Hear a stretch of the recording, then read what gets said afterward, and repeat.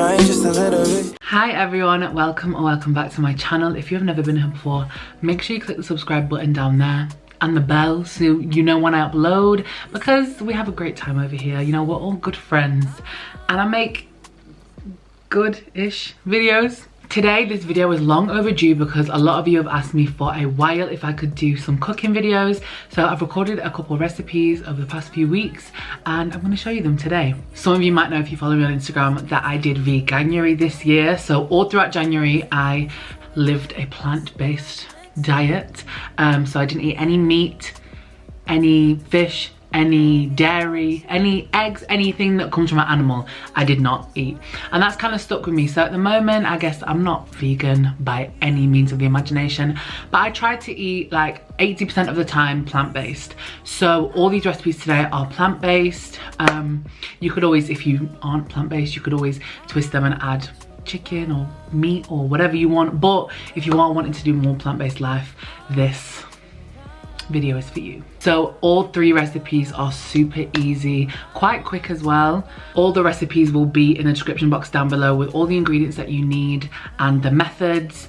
But to be honest, most of the time I just wing it. I'm not gonna lie to you.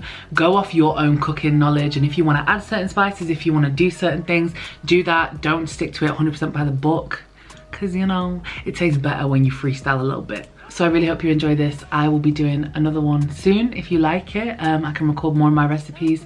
So yeah, let me know what you think down below and let me know if you make any of these things. Tag me on Instagram. Follow me on Instagram if you don't. A little shameless plug right there. Let's get into it. So the first thing that we're gonna make is a cauliflower dal. I love making this. It is super easy to make because you kind of just let it sit on the stove and sizzle away. So first of all, I'm adding some coconut oil to a pan and then adding some chopped onions. I'm gonna let these simmer for about 5 minutes, and also I'm gonna add some garlic in there as well and just stir it around. I find this recipe has loads of flavor, and as well, but with it being plant-based, you know, it just gives you that comfort food feeling.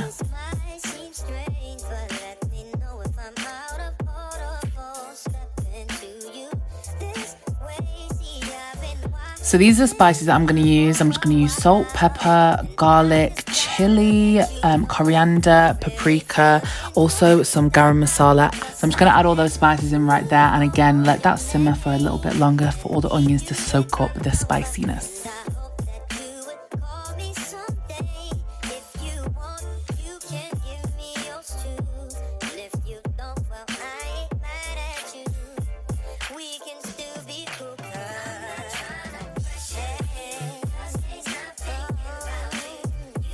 Also, don't be scared to add a little bit more coconut oil if you need it, if your pan's drying up a bit.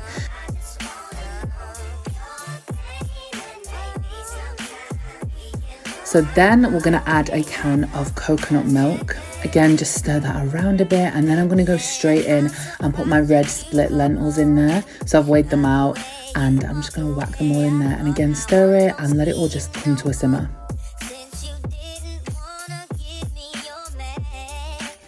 This bit can be messy if you don't have a pan that's big enough like me, so make sure your pan is definitely big enough, because my stove got a little bit messy doing this. Then I'm going to add some chopped cauliflower florets in there, and again just put them in and let it simmer. I'm also going to fill up the can of coconut milk with some water and put that in there, because the lentils will really take the moisture, so you don't want this to become too dry. So make sure there's a lot of liquid in there, because it will simmer away. I know it looks scary right now, but it will simmer down. So this is what it looks like while it's cooking. As you can see, it looks super good. And listen to that sound of the bubbling. Ugh, the best thing ever.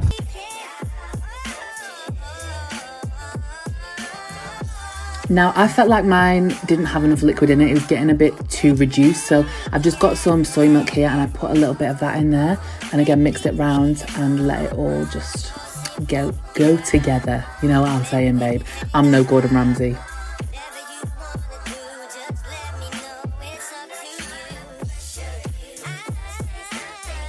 And that is the finished product. It looks disgusting, it looks like baby food, but I promise you, this tastes so freaking good. Don't drop it on yourself like me, but honestly, this tastes amazing. You gotta try it. Then you'll know that it looks like baby food, but you know, it's good. Okay, this recipe is super simple. All you're going to need is, I got these squashes, so I have like pumpkins, kind of like little mini pumpkins. I got these from my local like Asian grocery store because they have so many vegetables there, so I got them there. I've got a stock pot, a vegetable stock pot, some garlic and some carrots. So these are what I had in my fridge, and I thought I'm gonna make some soup out of it. So I'm gonna kind of wing this recipe. Hopefully it turns out okay. I got the carrots from Aldi. Rainbow carrots. So let's see what we can cook up with this. Okay, so you're gonna wanna start by chopping your squashes or your pumpkins up. I don't tend to peel mine because I think the skin adds more fiber in there and you don't taste the skin once it's all, you know, mushed up together and blended. So I keep the skin on because it's just easier. I'm just gonna chop it up. Also, make sure you take the seeds out the middle, but save the seeds for later because we can use those, we can roast them. So I'm just chopping it up into little pieces now because we're gonna roast it. So you wanna make sure every piece is kind of the same size so they all cook evenly and at the same time.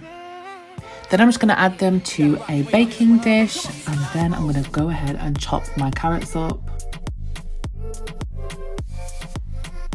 Again, chop them into like roughly the same size pieces so they can cook evenly.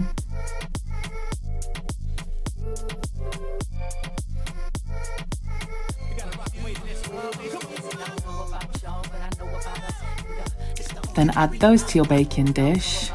Also, I figured out that my baking dish was too full, so I had to use 2 baking trays to cook this, but that's fine. We got 2 shelves in the oven, so it's all good.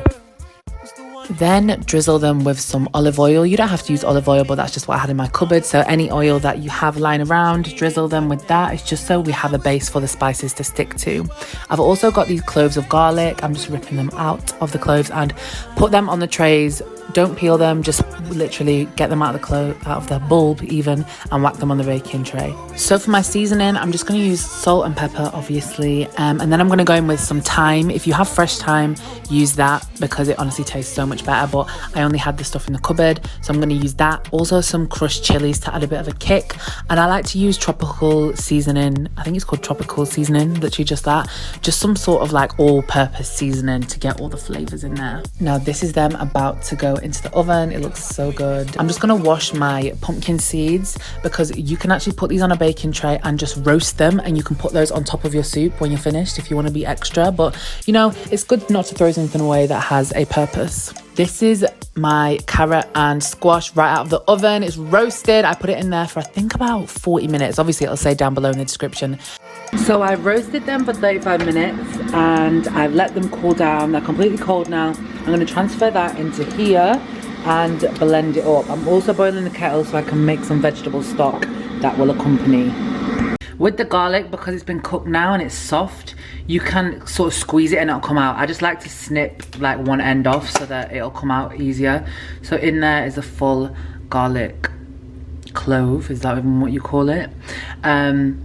Yeah, so I'm just going to squeeze that into there because you don't want the skin, because that will then obviously make it hard and chewy and horrible. So you just want the little garlic out of it. So as you can see, that's what you want. Am I blurry? That is what you want though, the little garlic clove, and that is the skin. Oops, that's the skin that you can toss away.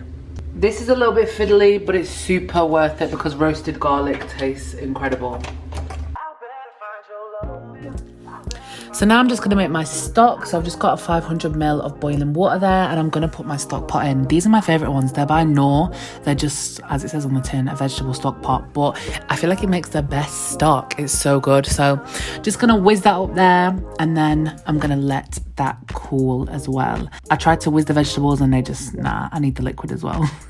I'm also going to let this stock cool down because you don't want to put boiling water in the blender because that is just not great for anything. So let this cool down and then you can add this to this and blend it all together. So after letting it cool down for a bit, put about half of your carrots and pumpkin in there and also a bit of stock, and then start whizzing it together. And that is how you're going to make your soup. So it's pretty perfect right there. I'm just going to transfer it into a pan so I can heat it up to eat. But yeah, just do the same thing again. The rest of your ingredients and the rest of the stock in there. This is our consistency at the moment. It's very thick, but this is what it looks like. It tastes really good. It's kind of low-key spicy because I put a lot of chili in it, but you can obviously do it to your taste. I'm just gonna heat it up a little bit now and add a little bit of vegan cream. This is not essential, you can just have it like this, but I'm just gonna add it because I've got some in the fridge. I'm not gonna add the cream because it's old. I just checked it. So I'm not gonna add that. You could add vegan cream if you wanted to, but I ain't going to.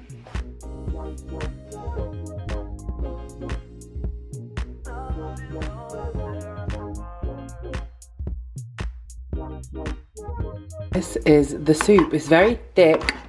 If you wanted it a bit of a more thinner consistency, you could add some more vegetable stock, but I kind of like it, this consistency. It makes it really good for if you're dipping bread in or anything like that. Obviously when you heat it, it will become a little bit less thick as well.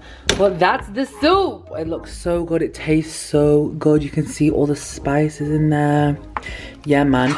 Also, if you have fresh thyme, I would probably say that get fresh thyme over the thyme that you get in the little pot in the cupboard. But yeah, man, it turned out really good.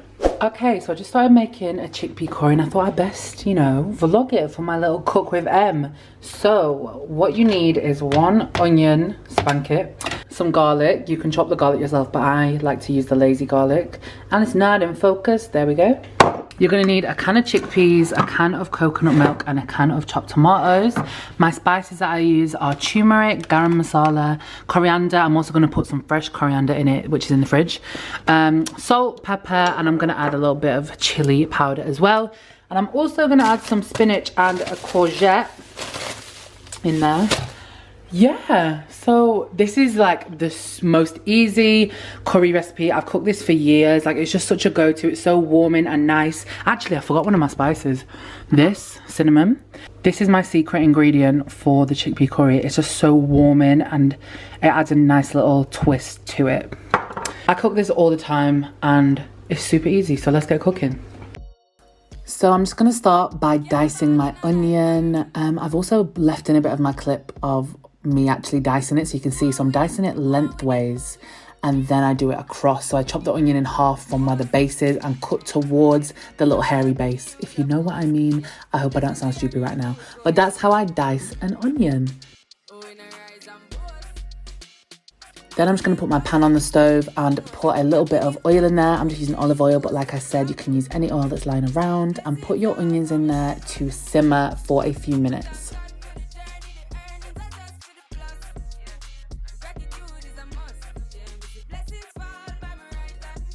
Also, I love garlic, so garlic is going straight in there to simmer with the onions.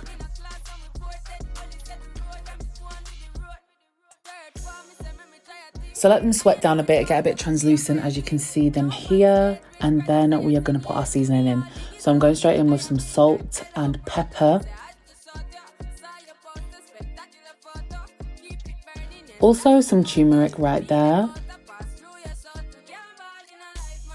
And some garam masala. And coriander. Again, you can use fresh coriander, but I've just got the one in the cupboard here. Then it's time to put your chopped tomatoes in. So put your tomatoes in there and you're going to let that come to the boil and simmer for about 5 minutes. So it creates sort of like a paste, like an onion and tomato paste. That is like the base for most curries. I'm adding my cinnamon in there as well. Like I said, it's my secret ingredient, so do try it. So it should look a little something like this. And once you've got that, then you're going to want to put your coconut milk in. Now, I only put about 3/4 of the can in because you know the bottom of the can can be quite oily. So I just put like the main cream bit in there because I don't want it to be too watery. Then I'm going to go and chop my courgette. Some of you Americans will call this a zucchini, but in England we call this a courgette. So just down the middle and then into little half moons, because that is just going to cook in the little broth and, you know, get all soft and nice. And then I've washed my chickpeas and drained them. So then I'm going to put them into the curry. They will not take long to cook at all. So that's towards the end with the courgette as well. And then after that, that's when the spinach is going to go in right towards the end in the last 5 minutes, because that takes really nothing to cook. So I put so much spinach in there because you know when it cooks down and it turns into nothing and you have basically no spinach? Yeah, so I put a shit ton in there because I want a lot of spinach. So let that wilt down and then you are done, babes. Now this is the final product. It looks so good, so nutritious, and like I said, super easy. You can make this in half an hour. So I hope you have enjoyed this video. Let me know if you're going to make any of these recipes, and let me know if I should do some more in the future. Thank you so much for watching. Bye guys.